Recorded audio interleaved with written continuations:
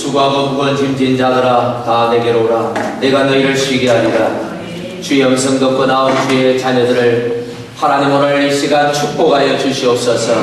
이 예배를 하나님 함량하시고 이 예배 가운데 성령으로 충만케 역사하여 주시옵소서. 하나님 말씀을 통하여 우리를 깨우치시고 우리를 새롭게 하시고 주여 그를 음성 듣게 하여 주시옵소서. 하나님 우리 안에 죄와 허물들이 있습니까? 용서하여 주시고 덮어 주시옵소서. 하나님 우리 안에 질병과 상처들이 있습니까? 연약함들이 있습니까? 하나님 치료하시고 회복시켜 주시옵소서. 오늘도 간절히 구하는 모든 기도와 간구와 간절한 기대와 소망을 주님 들으시고 응답하여 주셔서 우리 안에 주의 기쁨이 넘치게 해 주시옵소서. 예수님 이름으로 기도하옵나이다. 아멘. 오늘 우리를 향한 하나님의 마음이라는 제목을 가지고 함께 은혜를 나누고자 합니다. 오늘 우리가 함께 읽은 예레미야 애가 3장의 말씀은 너무나도 귀하고 귀한 말씀이요, 고통과 시련 가운데 있는 성도들에게 큰 힘이 되는 말씀입니다. 특별히 오늘 32절과 33절은 우리에게 정말 힘이 되는 말씀입니다. 여러분 한번 보십시오. 그가 비록 근심하게 하시나 그의 풍부한 인자하심에 따라 어떻게 하신다고요? 긍휼히 여기실 것이다. 우리를 불쌍히 여겨주실 것이다. 은혜를 베풀어 주실 것이다. 그 고난에서 그 고통에서 우리를 건져주실 것이다. 여러분 얼마나 힘이 되는 말씀입니다. 뿐만 아니라 33절에 또한 보니까 주께서 인생으로 고생하게 하시며 근심하게 하시면 뭐가 아니로다? 본심이 아니십니다. 우리가 고통당하고 우리가 여러가지 어려움에 처해 있는데 하나님이 왜 우리를 도우지 아니하시나? 하나님이 왜 우리의 기도에 응답하지 아니하시나라는 그런 의문들을 가질 때가 많이 있는데, 여러분 아셔야 될 게 있는데, 하나님은 우리가 고난 가운데 그대로 내버려져 있는 것을 절대로 원하지 아니하시는 분이시다. 때가 되면 우리를 건져주신다라는 말씀으로 오늘 저와 여러분에게 오늘 이 말씀을 주고 계시는 것입니다. 오늘 이 말씀이 저와 여러분에게 큰 위로와 능력이 되기를 간절히 축복합니다. 그래서 특별히 32절과 이 33절의 말씀을 통해서 우리를 향한 하나님의 마음 이라는 제목으로 함께 은혜를 나누고자 해요. 특별히 세 가지 정도의 주제를 생각하면서 은혜를 나누고자 하는데, 첫째는 우리가 당하는 이 고생과 이 근심이 과연 하나님께로부터 왔는가 하는 문제입니다. 갑자기 왜 이런 주제를 거론하는가 하면, 오늘 성경을 읽어보면 특별히 32절과 33절을 읽어보면 그렇게 말하고 있어요. 그가 우리를 어떻게 해요? 그가 32절에 어떻게 하셨다고? 고생하게 하시며 근심하게 하시며, 33절에 고생하게 하시며 근심하게 하시고, 하나님께서 우리 인생을 고생시키고 근심시키는 분으로 오해할 만한 말씀을 오늘 주고 있는 것입니다. 사실 이 말씀을 건너뛰려고 하다가 다른 말씀에 좀 비중을 좀 많이, 사실 오늘 설교는 좀 다른 말씀에 비중을 좀 많이 두고 있는데, 이 말씀을 좀 건너뛰고 다 띄어버리려고 하다가 마음이 편치가 않아요. 왜냐하면 우리 중에 그렇게 생각하는 분들이 있기 때문에. 어떤 분들은 자기 어려움을 당하는 것이 하나님께서 나를 돌아보지 않으셔서 그렇다, 하나님께서 나를 축복하지 않으셔서 그렇다, 내 기도에 응답해 주지 않아서 그렇다 라고 오해하며 신앙생활 하는 분들이 없잖아 있기 때문에 오늘 이 말씀을 꼭 드려야 되겠다, 짧지만 그런 마음으로 이 말씀을 첫 번째 제목으로 잡았습니다. 여러분 정말 하나님이 우리를 고생시키는 겁니다. 우리가 알아야 될 것이 하나가 있는데, 그것은 하나님께서 우리에게 주신 선물이 하나 있습니다. 그게 뭐냐 하면 자유의지라는 것이죠. 여러분 자유의지가 뭔지 아시죠? 스스로 선택할 수 있는 권리요 특권입니다. 우리가 하나님을 선택할 수도 있고 사단을 선택할 수도 있습니다. 복을 선택할 수도 있고 저주를 선택할 수도 있습니다.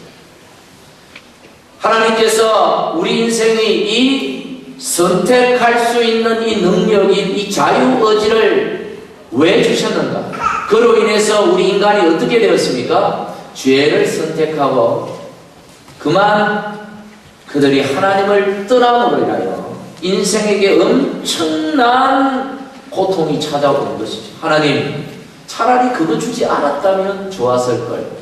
이렇게 생각할지 모르겠지만 하나님께서 우리 죄인에게도 여전히 이 자유의지라는 이 자유를, 이 큰 선물을 주신 이유는 오늘도 저와 여러분이 세상이 아니라 사단이 아니라 하나님을 선택하기를 바라고 계시기 때문이죠. 여러분 믿으셔야 합니다. 할렐루야. 오늘도 하나님은 여러분이 하나님께로 나오기를 바라시고요.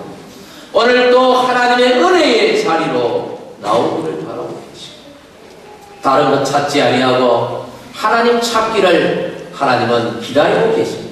그래서 우리에게 죄를 지었음에도 불구하고 우리에게 이 자유의지를 뺏어가지 아니하시고 그대로 우리에게 선물로 남겨주셨어요. 언젠가는 하나님께로 다 돌아오기를 하나님이 기대하시는 것입니다. 그런데 우리 사람들은 이 자유의지를 가지고 뭐 하는데 써버렸냐? 죄 짓는데 쓴단 말이에요. 죄 짓는데 너무 이 자유의지를 다 써버려요. 하나님께 나아가는데 좀 써야 되는데 죄 짓는데 다 써요. 그래서 오늘 39절에 뭐라고 말합니까? 우리 같이 한번 읽어볼까요? 시작. 살아있는 사람은 뭐 때문에? 자기 죄들 때문에 뭘 만나니? 뭐를 만나니? 그래서 어떻게 됐다는 말입니까? 고생하고 근심하고 고통하는 것입니다. 그런데 누구를 원망하랴? 자기 죄 때문에 자기의 잘못된 선택으로 말미암아 고통당하는데 어떻게 우리가 하나님을 원망할 수 있겠느냐? 라고 성경이 말하죠. 그런데 여러분, 오늘 하나님은 이 32절, 33절에서 뭐라고 말씀하십니까? 내가 너희를 고생시키고 있다. 내가 너희를 근심하게 하고 있다.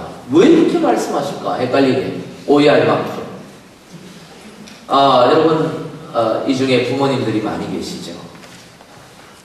특히 이제 부모님들이 좀 연세가 많아지면 이제 자식들이 세상에서 이제 자리 잡고 나름대로 열심히 살아갑니다만 잘 되는 자식이 있는가 하면 또 잘 안 되는 자식이 있어요. 문제가 있는 자식들이 있단 말이에요. 그럴 때 그 자녀를 바라보는 부모의 심정이 어떻습니까? 아이고 이놈 새끼야, 어떻게 그래가지고 그렇게 되냐, 이렇게 생각합니까? 부모라면 내가 잘못됐, 내가 하나님 앞에 득기도 못해가지고, 내가 득이 없어가지고, 내 잘못이다, 내 잘못이다. 부모의 마음은 그런 것이죠. 자식이 자기의 선택으로 잘못되었다 하더라도 부모는 자기 잘못이라고 생각합니다. 그게 아버지의 마음이고 어머니의 마음. 우리 하나님도 동일하게 우리 아버지 대신 우리 아버지 하나님께서 우리 죄 때문에 내가 잘못된 선택으로 인하여 고통당하고 근심하고 실패하고 저주에 빠진 모습을 보고 우리를 버리지 아니하시고 긍휼히 바라보시고 하나님은 당신이 잘못해서 당신이 고생시키신 것처럼 그렇게 표현하고 있다는 것이 얼마나 사랑의 표현이지 못합니다. 여러분, 하나님은 우리를 고생시키시는 분이 아니십니다. 만약에 하나님이 고생시키신다면 거기는 분명한 축복의 이유가 있다는 사실을 여러분 믿으시기를 간절히 바랍니다. 할렐루야. 그 마음을 우리가 좀 알아야 되겠다는. 두 번째, 오늘 이 성경이 말하고 있는 32절, 33절, 특별히 이 말씀이 말하고 있는 이 하나님의 마음은 하나님이 우리가 고생하고 고통하는 그 자리에 그대로 내버려 두시기를 기뻐하지 아니하신다. 오늘 고생이 좀 심한 분들이 있습니다. 이 자리에. 근심이 좀 크신 분들이 있어요. 정말 힘든 삶을 살아가시는 분들이 이 자리에 계십니다. 과연 하나님이 그 자리에 그대로 내버려 두시기를 원할까? 언제까지 하나님 내가 이 자리에 머물러 있어야 됩니까? 언제까지 하나님 내가 이런 고통을 당해야 합니까?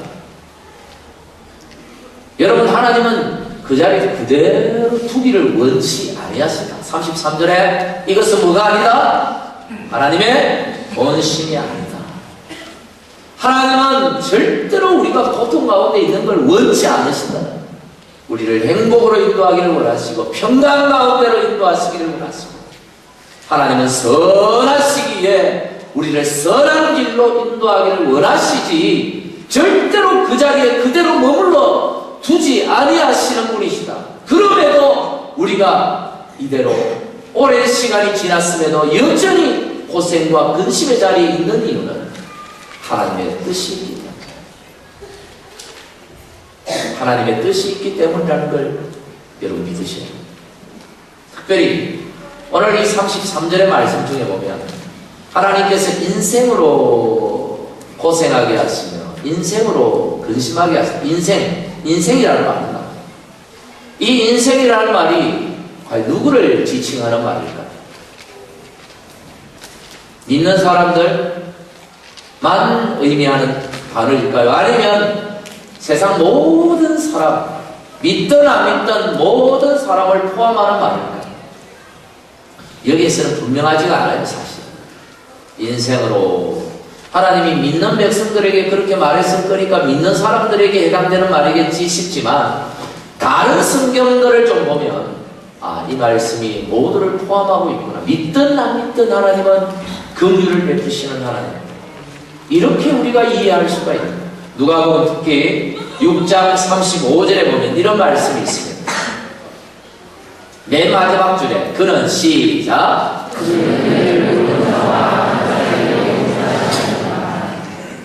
세상에 은혜를 모르는 사람도 악한 사람에게도 하나님은 인자하시는 하나님이시죠. 하나님은 노하시는 하나님, 무서운 하나님이 아니라 그들에게도 인자로 대하시는 하나님은 모든 사람이 구원에 이르기를 기뻐하시는 하나님이십니다. 할렐루야. 우리는 믿으니까 복받고 저 사람들 안 믿으니까 저주에 빠지고 지옥에 떨어지기를 바라시는 하나님이 아니라 하나님은 모든 사람이 구원에 이르기를 기뻐하시는 것입니다. 그렇게 말하고 있습니다. 여러분, 구약 성경에 보면 이 하갈이라는, 창세기에 하갈이라는 한 여인이 등장합니다. 아브라함 집에 그 아내, 아브라함의 아내 사라의 종이었습니다. 여종이었습니다. 사라가 나이가 많았는데도 아들을 놓지를 못했습니다. 그래서 남편에게 말해서 자기의 종을 들여가지고 첩으로 삼아, 그래서 아들을 낳고 이 집안의 대를 이어가자, 이렇게 계획을 하고 그 종 하갈을 통해서 아들을 낳았습니다. 그가 이스마엘, 아랍의 조상이죠. 이스마엘. 여러분, 이 방법은 하나님이 기뻐하시는 방법이 아니었습니다. 하나님이 원하시는 것이 아니었다, 이런 말이에요. 하나님은 나이가 비록 많지만 사라의 그 아내의 몸에서 아들을 주시고 그 아들을 통하여 하나님의 나라를 세우시고 하나님의 구원 계획을 이루어 가시기를 원하셨습니다. 그런데 인간들이 참지 못해서 실수를 저지른 것이죠. 그리고 10년쯤 뒤에 하나님의 계획대로 이 사라의 몸에서 아들이 태어났습니다. 우리가 아는 이삭이죠. 하나님은 이 이삭을 통하여 하나님의 이 인류를 향한 하나님의 계획을, 구원의 계획을 펼쳐 가시는데, 이제 이 아들이 태어났는데 이 이스마엘이 이제 한 12살쯤 됐단 말이에요. 이스마엘이 이 이삭을 괴롭히는 것입니다. 안 볼 때 눈도 확 찔러버리고 괴롭히는 거예요. 이 집안에 문제가 일어났죠. 그때 아브라함이 고민하고 있을 때 하나님께서 아브라함에게 말씀하시기를, 하갈과 이스마엘을 이 집에서 내어 쫓아라. 내어 쫓아. 매정하게.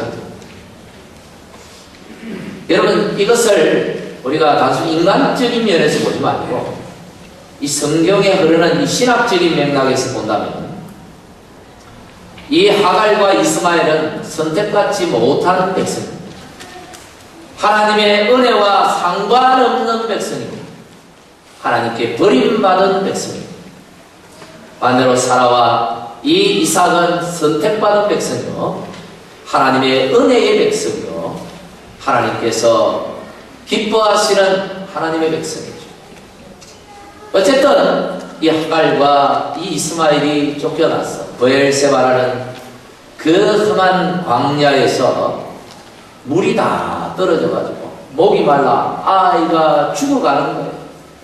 아이가 목이 타서 죽어가는 모습을 본 이 어미 하갈이 얼마나 고통스럽겠어요. 하나님께 버림받았지만 너무너무 고통스러워서 하늘을 향하여 통곡하며 울부짖어요. 너무너무 고통스러웠어요. 그때 하나님께서 성경에 보니까 이 여인을 불쌍히 여기시고 이 아이를 긍휼히 여기셔서 그에게 물을 먹이시고, 뿐만 아니라 성경에 보니까 하갈에게 말하기를 내가 너의 아들에게 복을 주었으니 네 아들이 큰 민족을 이루게 하겠다 약속을 해주시고 축복의 약속을 해주셨어요. 버릴 때는 언제고 이렇게 생각할 수 있겠습니다만, 여러분, 왜 이런 성경, 이런 부분들이 꽤 많아요. 왜 이것을 기록해 두었을까? 하나님께서 모든 사람을 축복하기를 원하신다. 이것을 말하기 위함보다도, 저는 그것보다도 이것을 우리에게 보여주시는 하나님이 은혜를 모르는 사람들도, 심지어 악한 자들에게도 하나님의 은혜와 상관없고 버림받은 선택받지 못한 그런 사람들에게도 인자하시고 은혜를 베푸신다면, 하물며 하나님의 택함받고 구원받고 하나님의 자녀가 되고 하나님의 백성이 되고 하나님의 은혜 안에 살아가는 오늘 이 우리 하나님의 백성들은 하나님이 어떻게 하시겠냐? 어떻게 하실까? 가만히 두실까? 그 고통 가운데 가만히 내버려 두실까? 그렇지 않다는 것입니다. 지금은 비록 하나님의 은혜가 없는 것 같지만 때가 되면 임합니다. 때가 되면 무거운 짐 벗겨주실 날이 있습니다. 때가 되면 구원의 날이 찾아옵니다. 이 하갈을 보면서 이 말씀을 생각하면서 기다릴 줄 아는 믿음이 우리에게 필요하다, 이런 얘기예요. 할렐루야. 이 하나님의 본심을 여러분 이해하실 수 있기를 간절히 바랍니다. 마지막으로, 사실은 이제 이 마지막 이 부분이 오늘 설교의 핵심이에요. 그래서 마지막으로 하지만 앞에서 했던 것보다 조금 더 깁니다. 근데 제가 1부, 2부 예배 설교를 하면서 제가 시간을 알잖아요. 지금 몇 시에 마쳐지는지, 이 설교가 언제쯤 끝날지 제가 시간이 다 1부, 2부 경험이 있으니까 다 알잖아요. 좀 길더라고. 그래서 오늘 1부 예배도 10분 오버였고 2부 예배도 10분 오버였고, 그래서 제가 2부 예배 마치고 이렇게 오면서 이쪽으로 이동하면서 제 마음에 3부 예배 평소에도 늦게 마치는데 오늘 10분 오버하면 2시간 마쳐야 될 텐데 큰일 났다 이거 어떡할까? 막 머릿속에서 막 설교가 짜집게지는 거예요. 막 그래서 제가 마음에 결단을 내렸습니다. 조금 줄이고 걱정 안 하셔도 돼요. 제 시간에 맞춥니다. 어쨌든 전할 말씀은 전해야 되니까. 세 번째 우리에게 주시는 가장 중요한 말씀은 뭡니까? 그것은 하나님 고통당하는 자에게 반드시 긍휼을 베푸셔서 그 고통에서 건져주신다는 말씀입니다. 이번과 동일한 말씀일 수 있습니다만, 두 번째 말씀드린 것은 그대로 내버려 두지는 않을 것이다 하는 것입니다. 세 번째는 반드시 건져주신다. 32절, 하나님은 비록 우리를 근심하게 하실 때가 있고 내버려 두실 때가 있지만, 그러나 그 풍부한 인자하심을 따라서 반드시 우리에게 긍휼을 베풀어 주실 것입니다. 반드시 우리를 구원해 주실 것입니다. 하는 것을 말씀하고 있는 것입니다. 여러분, 그 하나님의 그 인자하심을 바라보는 여러분이 되시기를 바랍니다. 그 하나님의 선하심을 바라보시는 여러분들이 되시기를 바랍니다. 저는 지난 벌써 9년하고 한 3개월, 4개월째 지금 이제 백양교회에서 우리 교회에서 그렇게 목회를 하는데, 지난 시간을 이렇게 돌아보면서 정말 하나님은 선하시다. 하나님은 정말 인자하시다. 때가 되면 회복시켜 주신 틀림없는 사실이라는 것을 우리 성도들의 삶을 통하여 많이 보았습니다. 지난 시간에 여러 가지 어려운 문제들로 막막하게 정말 한치 앞도 내다볼 수 없는 그런 상황에 놓인 가정들이 있었습니다. 아침 7시에 전화가 와서 한국 돌아갈 거니까 비행기 표 좀 끊어달라.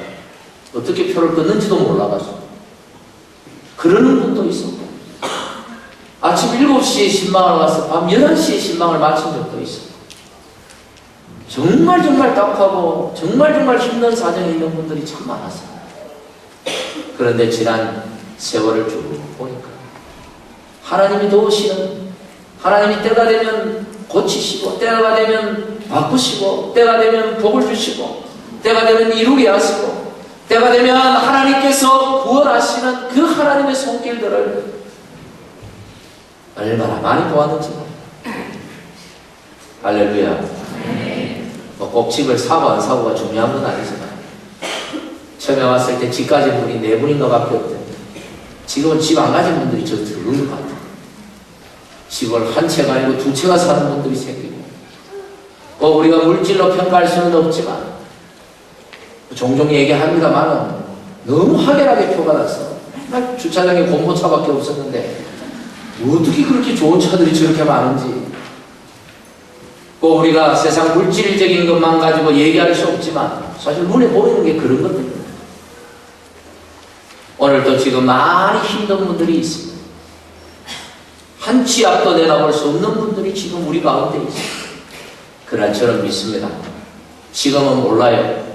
하나님이 어떻게 역사하실지 모르지만, 그러나 우리 하나님은 선하십니다. 반드시 건지실 때가 있고, 구원하실 때가 있고, 축복하실 때가 있고, 하나님을 찬양할 때가 있습니다. 사무엘상 7장 12절에 말씀했던 것처럼 하나님이 오늘 여기까지 우리를 도우십니다. 에베네셀의 하나님을 경험할 날이 온다라는 것입니다. 저는 어려운 가정들, 지금 어려운 가정들 바라보면서 하나님이 어떻게 바꾸실까를 주목합니다. 믿음의 눈으로 바라보고, 지금은 힘들지, 그래 하나님은 절대로 그대로 내버려 두지 아니하시고 반드시 건지실 날이에요. 할렐루야. 네. 할렐루야. 네. 여러분, 이 하나님의 마음, 이게 우리를 향한 하나님의 마음이라는 거예요. 이게 우리를 향한 하나님의 마음이시라는 거예요.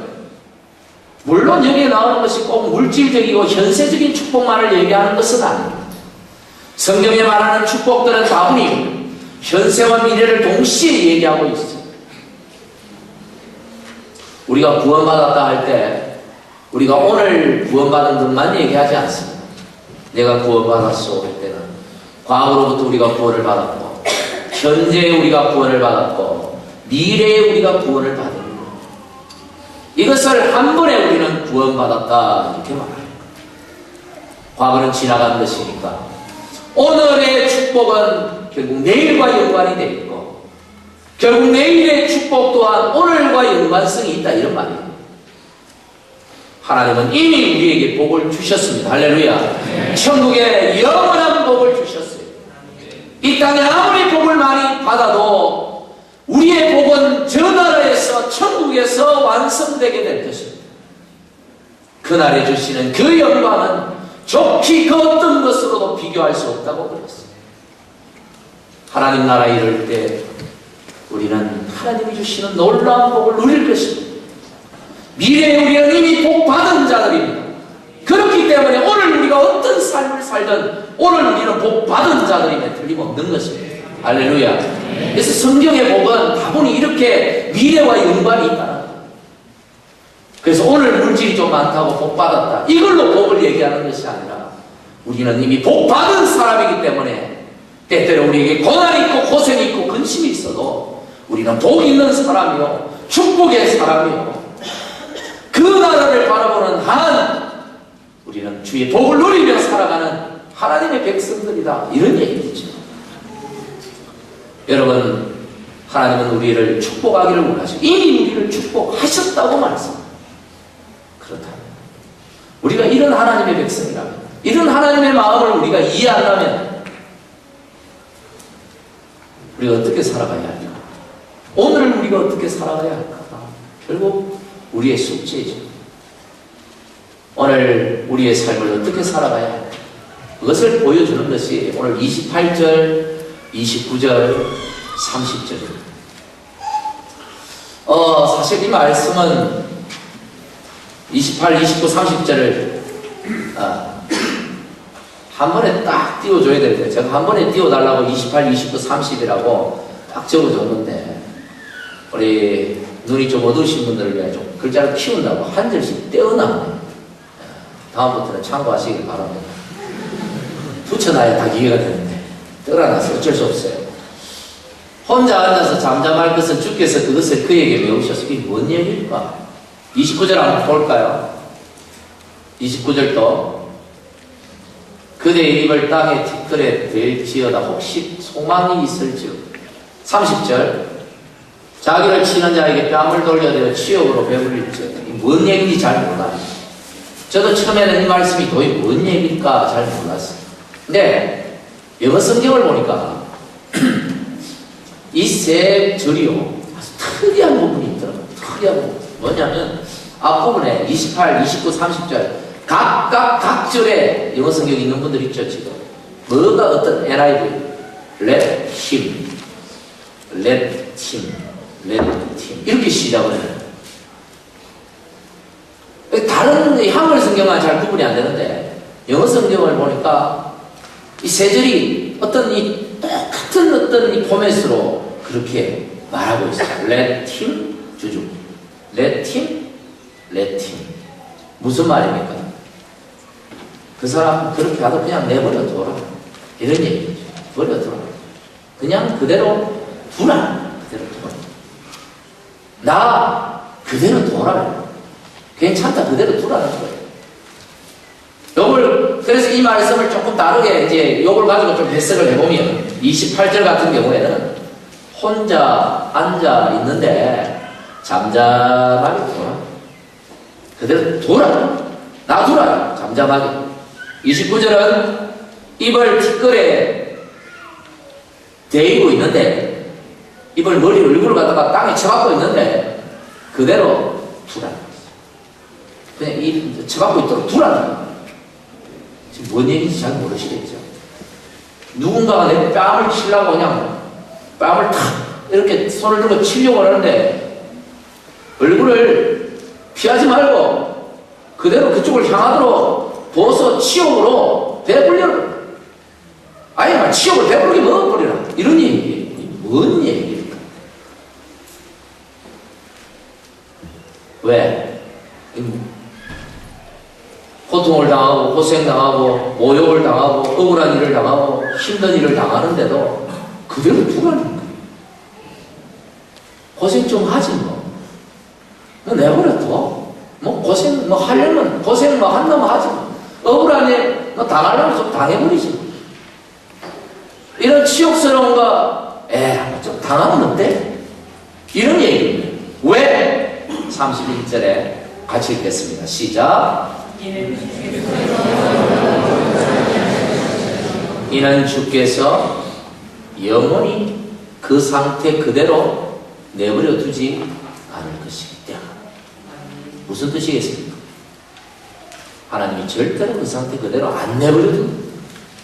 지금 내가 잠잠하다는 말이에요. 남에게 말도 못할 만큼 말도 할 수 없을 만큼 막 속이 복잡하고 막 너무 힘든 거예요. 그럼 혼자 무섭게 처박혀가지고 혼자 끙끙 앓고 있는 거예요. 그대로 왜? 이런 상황 하나님께서 오래 가지 않게 하시고 절대로 이 상황 쭉 그렇게 안 둘 것이다. 하나님은 반드시 그런 상황에서 나를 건져 주실 것이다. 그렇기 때문에 그대로 두라는 거예요. 얼굴을 땅에 팍 입을 갖다가 뒷걸이 댄다고 얼굴을 땅에 팍 파묻고 막 상황이 막 너무 복잡하고 힘들고 막 얼굴 들기도 부끄럽고 막 너무너무 힘들고 막 땅에 막 얼굴 푹 파묻고 막 그렇게 있는 거예요. 그런데도 그대로 내버려 두라는 거예요. 왜? 하나님이 그런 상황 오래 가지 않게 하실 것입니다. 성도가 막 억울한 뺨을 때리는데 맞도록 가만히 두라는 말이 무슨 뜻인가? 치욕으로 배불리고 모욕 당하면 당하지. 억울한 일을 당해가지고 열받아 죽겠어요. 화가 나요. 너무 속상해요. 막 손해를 내가 당하지 말아야 될 손해를 당해가지고 너무너무 힘들어요. 그런데 그대로 두라는 것이 당하겠다는 것이 당하지 마.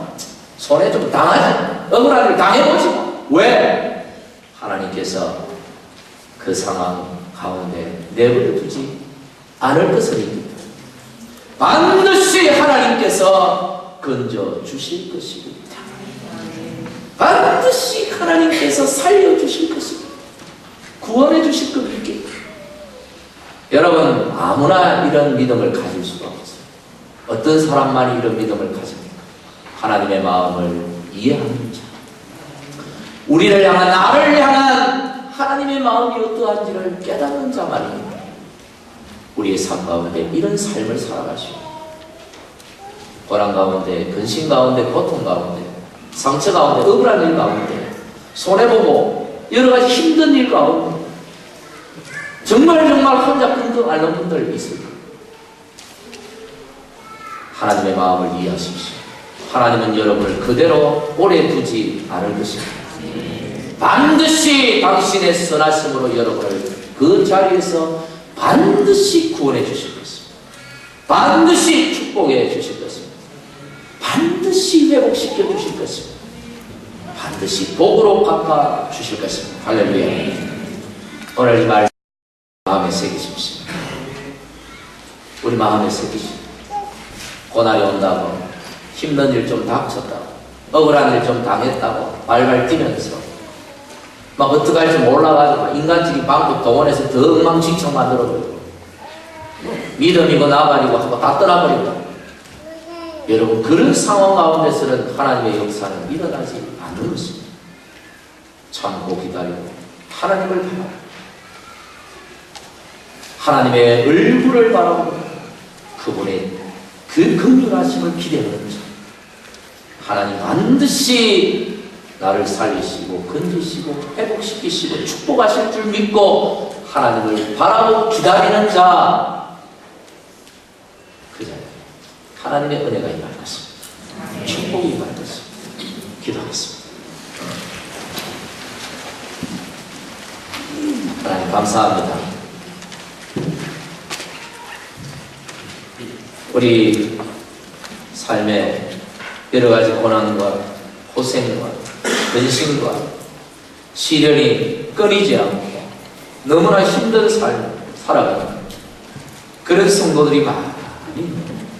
하나님이여, 이런 상황 가운데서도 하나님 바라보며 묵묵히 고생하면 고생하리라, 하나님이 도우실 때까지 인내하며 기다리리라 믿음으로 살아갈 수 있도록 하나님 우리에게 은혜를 베풀어 주옵소서.